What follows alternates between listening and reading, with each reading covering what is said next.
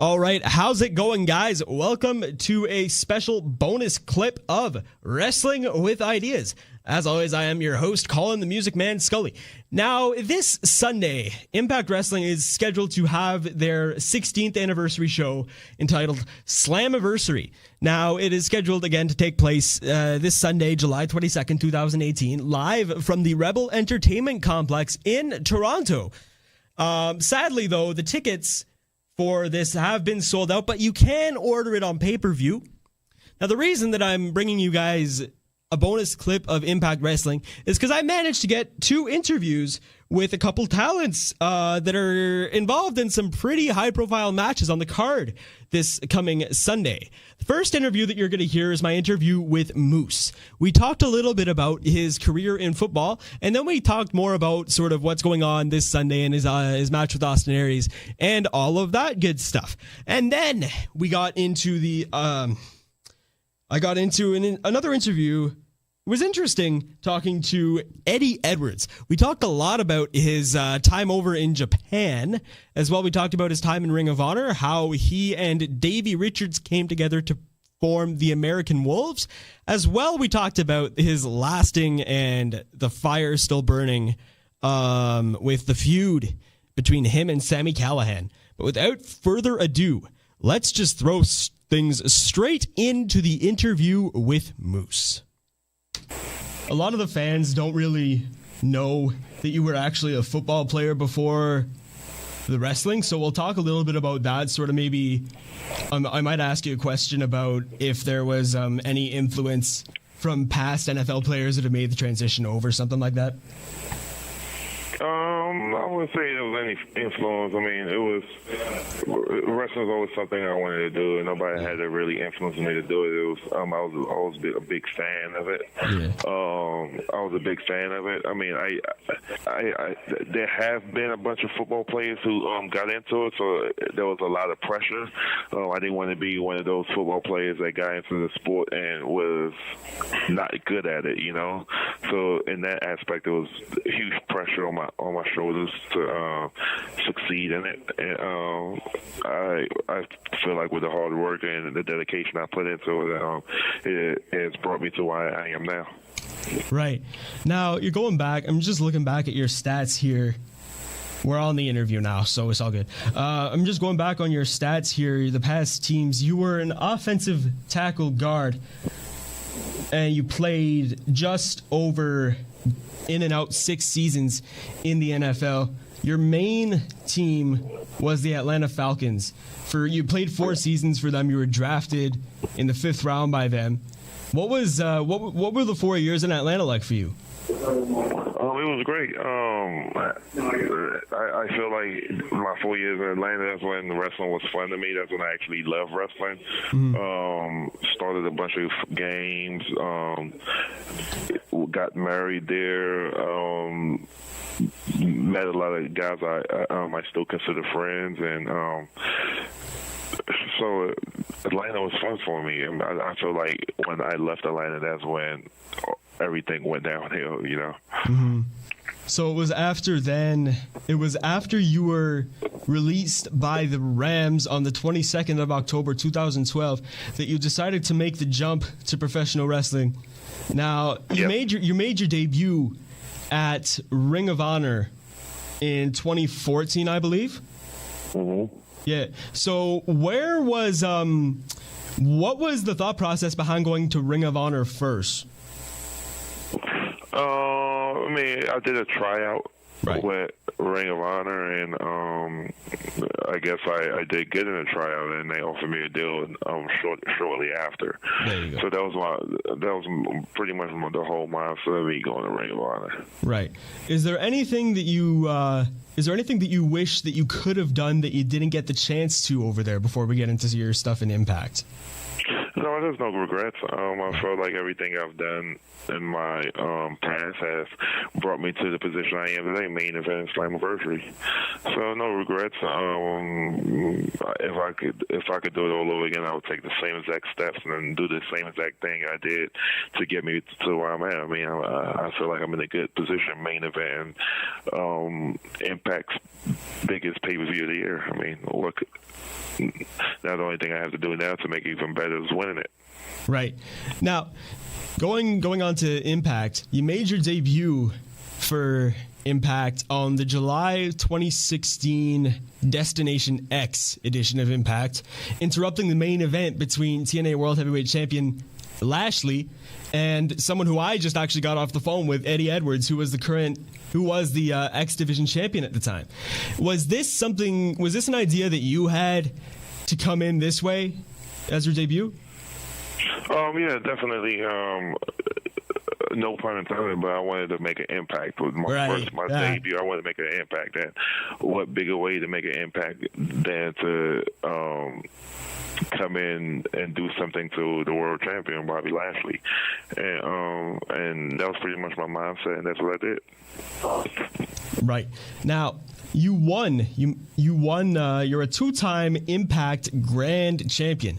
Now, this Sunday, rather, you're going to be fighting for the unified version of that. You're going to be fighting Austin Aries for the Impact World Championship. I'm reading through a newspaper article that I found on the Toronto Sun. If I could just read a paragraph off of it and get your thoughts on that.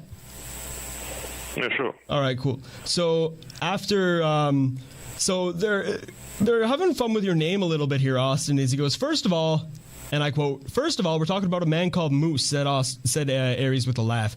"We'll make sure we make the distinction. I won't be wrestling a real live Moose. It's a man called Moose. We wouldn't want any of the fans to be disappointed.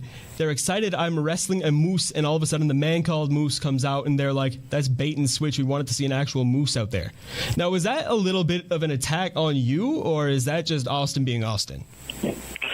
I mean, honestly, I don't get into the battle of words. I let my actions speak for me. I mean, I feel like at this point, with everything that needs to be said about this matchup has been said. That now, I mean, the match is only 2 days away. At some point, we're going to have to drop all the words and actually go in that ring and let our fists do the talking. And that's exactly where my mindset is at now. So Austin could keep talking if he wants, but come Sunday, his mouth is going to get real acquainted with my fist. Right. Now, have you ever fought Austin in a ring before? And if not, do you know what you're going to be going up against? No, I don't think this has been said as much as it should have been, but it's a first-time matchup for both of us. Right. We've never, and wrestling is hard to come across first-time matchups because somebody has wrestled somebody somewhere, if not is in the company they're in, but another company. But this is actually a first-time ever matchup where neither one of us have actually wrestled, so that plays a key factor in the things because we're not familiar with each other, and I feel like the guy who wins the match is the guy who could change their game plan as the match goes on, because I mean, I feel like game plans will need to be changed, and that's on me too. Right. So I'm just reading through some stuff here. I'm coming across your Pro Wrestling Noah tour here. You're actually in a tag team with Eddie Edwards. Now, seeing Eddie, like you as a past tag team partner, seeing Eddie going through what he is right now, what are your thoughts on what he's been doing, and have you tried to talk to him at all about it? Yeah, I've tried to. Eddie right now is very hard-headed. He, in his mind, he has a fix to what he's going through, so I'll let him, being kind of like a big brother to him, I'll let him deal with that himself. I mean, the last time I tried to say something to him, he brushed me off and said some stuff that I don't think he meant, but he was kind of hot at the moment. So he's a man. I'll let him fight his own battles, and I mean, he's fine. He's up in the match against somebody I highly respect, I've watched and idolized for a long time, and good luck to both men. Right. Now, well, I think I'm all out of questions for this. Moose, good luck on Sunday. You're fighting Austin Aries for the Impact World Championship on Sunday, July 22nd, 2018, live at the Rebel Complex for Impact Wrestling's Slammiversary. Moose, thanks for calling into the show today. Have a good one and good luck on Sunday. All right, thank you.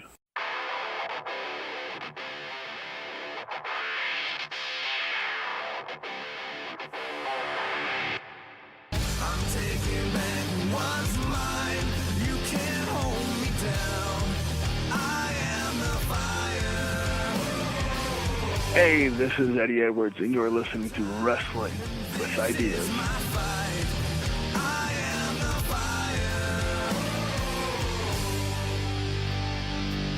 Got this padlock wrapped up in my hands. Your glass jaw don't stand DJ Studios right here for an exclusive interview ahead of Impact Wrestling's 16th anniversary show, Slammiversary. On the phone with me today, we've got arguably one of the more outspoken, if you will, superstars coming out of Impact Wrestling. We've got Eddie Edwards. Eddie, how's it going today? I'm doing good. How are you? I'm doing good. So before we get into a little bit of what's going on this weekend, I wanted to go back a little bit into your wrestling history there, maybe sort of so I can give some of our listeners a bit of a backstory on where you're coming from. So back in 2005, you made your first trip overseas to Pro Wrestling Noah, and you were trained under... Who were you trained under exactly in Pro Wrestling Noah, and what was that like over there? It was, it was kind of a collaborative thing over there, like Marufuji and Kenta and Morishima and Rikio and Ogawa. It was just kind of, a group deal in that dojo where I trained. And, going there, it was just a wake-up call. It was something completely different for me and, what I had done in the States. So it was something that I always wanted to do. And, lucky enough, I was able to go over there and do it. Right. Now, fast forwarding a little bit, still in Japan though, we'll talk Japan first, and then we'll get into the stuff in the States because it'll be a good segue into what's going on Sunday. On the 26th of August 2017, you defeated Katsuhiko Nakajima to win the GHC Heavyweight Championship for the first time, becoming not only the first ever, but to this day you are the only gaijin to have won the GHC Heavyweight Championship. First question, What was going through your mind during that match? And second question, how does it feel to still be the only foreigner to have held that title? It was, even today, even hearing it now, it's still pretty surreal, going over there, I started at the very bottom, and obviously my dream was to hold, the heavyweight championship over there, but, at the start and at certain times throughout my career, there's, I thought there was no way it would happen, but, then I was given the opportunity to face Nakajima at Corkin Hall for that title. Going through my mind was just go out there and deliver, go out there and take this championship and show that they are not wrong by putting their faith in me, by letting me come over there in the first place, by letting me train over there was, that's something that they had to choose to do. They had to let me do that. They had to welcome me in, and they did that. And I had to prove that, everything that they had given me, all the chances they had given me, it wasn't for nothing. I'm going to go out there. I'm going to win this championship. I'm going to prove to them and everybody else that, like I had said before, you put your mind to it, anything truly is possible. And, when I won that championship and I held that belt in the middle of the ring, I was overcome, with emotion. It's something that I had worked my whole career for. And even, thinking about it now, talking about it now, it gives me goosebumps, take me back to that moment. That belt has been held by some of the greatest of all time. Misawa, Kobashi, Akiyama, Taue, Marufuji, Kenta, Takayama. These guys have held that exact championship belt, and then here I am. I'm able to put my name on that list and also put my name in the history books as the first and as of now the one and only foreigner to hold that title. I mean, it's surreal, man. It's something that I'm truly proud that I was able to do it. I'm truly grateful to Pro Wrestling Noah for giving me that opportunity. Right. And now, sort of going over into the States, in 2006, you made your debut for Ring of Honor. Now, later on, you, I think it was in 2008, I believe, that you began teaming with future the best work that I've seen, my favorite work from you as a tag team was with the American Wolves and Davey Richards. In 2008, what was the story behind the beginning of this tag team here?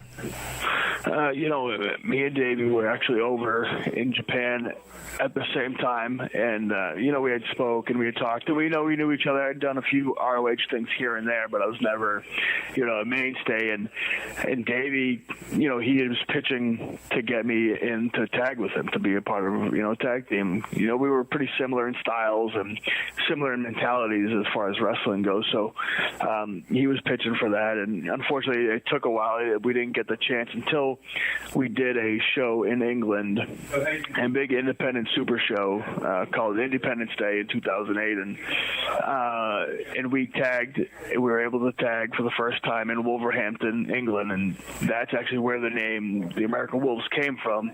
We were fans of the British Bulldogs, and our first match being in Wolverhampton, where the Wolves are the soccer team over there. We were the American Wolves, and after that, that first match we had, something just clicked.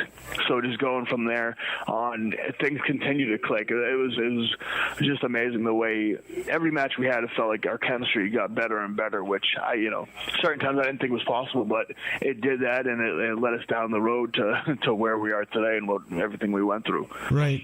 So going forward, I guess, from Ring of Honor into what is now known as Impact Wrestling, you guys are 5-time tag team champions in TNA. What was your debut match in TNA like there as a tag team? It was actually in England, which seems pretty appropriate for the thing. We were over in England. That was the first time we were ever able to wrestle a match. We first appeared at the show in Scotland on the UK tour, and then we wrestled on the next night in England, in front of a crowd like that. The crowd in this arena, it was a great crowd there, and this is what we had, something we've been working for, something that we wanted to do. We took a leap of faith. We wanted to come to TNA. We wanted to be a part of Impact, and we went for it. And once we got out there, everything kind of felt right. It felt like the decisions we made, everything we've gone through, we made the right decision at that point, and we never looked back, man. Right. Now, moving on into the more modern stuff, the more modern happenings in Impact Wrestling. On the March 1st episode of Impact, you were hit in the head with a baseball bat by Sami Callihan. Now, this was just right in the early beginning of your feud with Sami Callihan. My first question for you is there still something going on between you and Sami, or has it shifted more over between you and Tommy now? Well, what do you think? What do you think? If I walked over there and I hit you in the face with a baseball bat, and then maybe I stalk your wife, or maybe I attack your friends, but no, then a few months later you're just gonna forget about it, right? No, that's not what humans do. That's not what a normal human being does, and that's not what I do. Sami he said recently that it's over and he won and this and that, but that's fine, because if he thinks that it's over, he's sadly mistaken, because that's not something that you move past. That's something that time doesn't heal that wound. Sami will always be in the back of my mind until I finish him, until I end him like I said I wanted to do. But obviously, I don't understand why people ask me that question. Why would it be over with Sami? Why? It never will be. Fair point there. Before we get into what's going on with you and Tommy, how has this entire feud affected the relationship that you have with Alicia? Well, it's not great. It's not great. Clearly, it's not great. I mean, things have happened, and mistakes have been made, and other people have done other things, and it's just not. Things could be better. Clearly. Right. Now. Right. Here's the question that everybody that I've asked about before I've been doing this interview. This is the one question that everybody's asked me to ask, and I've been wanting to ask this myself. Tommy Dreamer, at the beginning of the feud with you and Sammy, was on your side, and he still appears to be on your side of things. He wants to help you get through everything here. But it seems to me that you're not exactly the biggest fan, as on the June 14th of Impact, you attacked him with a kendo stick after, I believe, he said something about talking to your wife or something like that? Something like that. Yes, he said that. Yeah, he said that he knows. He knew that I hadn't spoken to my wife for weeks, and he knew that.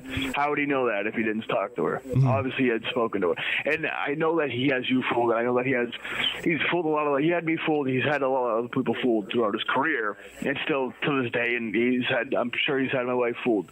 He's not. Everybody thinks that he's this mentor, and this great guy, Tommy. Tommy's always looking out for Tommy, and that's. I understand that now. I know that now. These other people, you don't understand that. He looks like he was on my side, and he still wanted to be on my side. That was never what he was trying to do. He was never trying to do that. In the end, he's trying to get me with my wife. I don't know. He's trying to take the spotlight. I don't know what he's doing. But I know he was not truly on my side, and I don't know. I guess because people aren't inside, and they're not in this, they don't understand. But I'm giving you the inside info. He's not that guy, and people are gonna know it. People are gonna know it. Come Slammiversary, people are gonna see what he truly is. Right. So, last question. I know you're a little short on time here, so I'm gonna let you go. One more question though. On Sunday, Slammiversary 16, House of Hardcore match. Yourself and Tommy Dreamer. What can fans expect you to do to Tommy Dreamer? Everything I want, anything I want, destroy him, and destroy him and make him pay for everything he's done. Not just to me, everything he's done in his career. Why, this is the time. I'm going to take out my anger, take out my aggression. I'm going to take it out on Tommy. He's going to be bloodied, he's going to be beaten, he's going to be hurt, and he's not going to be able to walk out of the building. So the fans better be ready to see some violence and be uncomfortable, because that's how it's going to go, and that's simple as that. Right. Now, I know I had said that was the last question, but there was something that piqued my interest a little bit in your answer there. You had said that you're going to do things to get, like, revenge or something, if you will, for everything that Tommy's done in his career. What are you insinuating there? Yeah, I know you don't know how Tommy is behind the scenes. You don't know. Everybody thinks that he's this great guy and this mentor, but he's always looked out for himself in the end, and that's what he's done now. He's looking out for himself. You know what I mean? If you don't understand what I'm saying, you don't need to know. But it'll all come to fruition on Sunday. Don't you worry. Don't you worry. Just tune in and don't worry. You'll understand. You'll be able to feel how angry I am. You'll be able to feel everything that he's done. He's paying for his sins on Sunday. Right. All right. Eddie Edwards, current TNA superstar. He's got a big match on Sunday, July 22nd, 2018, Slammiversary 16, live at the Rebel Entertainment Complex in Toronto, facing Tommy Dreamer in a House of Hardcore match. Eddie, thanks for your time today, and good luck on Sunday. Yeah, thanks for getting me all worked out. All right, see ya.